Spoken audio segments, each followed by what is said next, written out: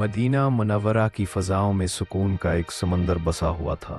ये वो शहर था जिसे रसूल अकरम सल्लल्लाहु अलैहि वसल्लम ने अपने रब के हुक्म से दारुस्सलाम बनाया था। हर गली, हर दीवार, हर दरख्त गवाह था कि यहाँ कभी वो हस्ती गुजरी है जो दुनिया के लिए सरापा रहमत थी। सन 11 हिजरी के अय्याम थे। रसूल अल्लाह सल्लल्लाहु अलैहि वसल्लम की उम्र मुबारक 63 बरस हो चुकी थी। आप सल्लल्लाहु अलैहि वसल्लम ने अपनी पूरी जिंदगी उम्मत के लिए जद्दोजहद में गुजार दी। कभी मक्का की वादियों में जुल्म सहते, कभी ताइफ के बाजारों में पत्थर खाते, कभी बद्र उहद के मैदानों में उम्मत की रहनुमाई करते। लेकिन अब वक्त करीब आ गया था कि आप सल्लल्लाहु अलैहि वसल्लम अपने रब से मुलाकात करने वाले थे। इन दिनों आप सल्लल्लाहु अलैहि वसल्लम की तबीयत मुबारक कुछ बोझल थी।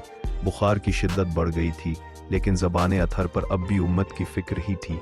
आप सल्लल्लाहु अलैहि वसल्लम बार बार दुआ करते, अल्लाहुम्मा फिर रफ़ीक़िल आला, ए अल्लाह मुझे आला रफ़ीक की सोहबत अता फरमा। ये दुआ आप सल्लल्लाहु अलैहि वसल्लम अपनी बीमारी के आखिरी दिनों में कसरत से करते।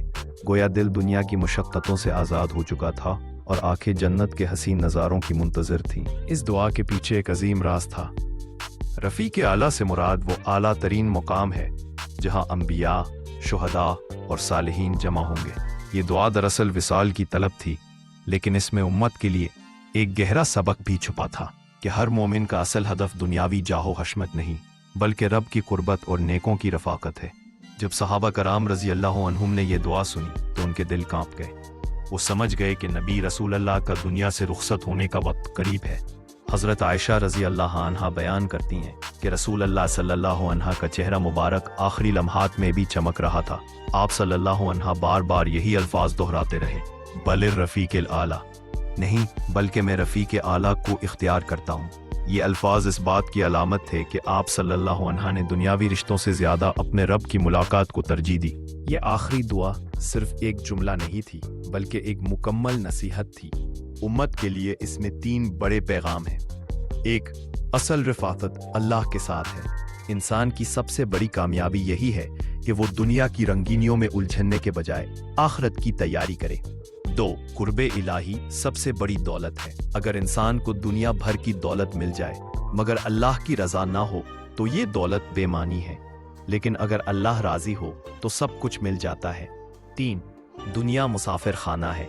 नबी सल्लल्लाहु अलैहि वसल्लम ने अपनी दुआ से वाज़ेह कर दिया कि ये दुनिया वक्ती है।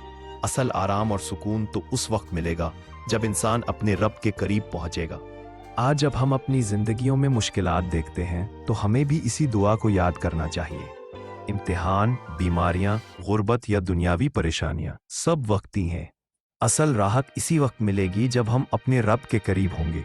नबी सल्लल्लाहु अलैहि वसल्लम की आखिरी दुआ हमें ये सिखाती है कि जिंदगी का असल मकसद अल्लाह की रज़ा है।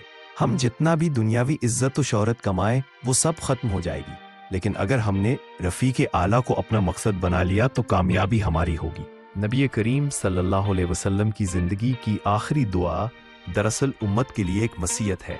ये दुआ मुख्तसर ज़रूर है, लेकिन इसका पैगाम बहुत वसी है।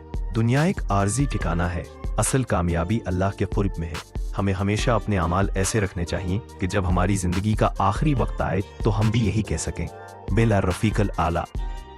ये दुआ न सिर्फ नबी सल्लल्लाहु अलैहि वसल्लम की ज़बान मुबारक से निकला हुआ जुमला है, बल्कि हर इस इंसान के दिल की आवाज़ है जो अपने रब से सच्ची मोहब्बत करता है।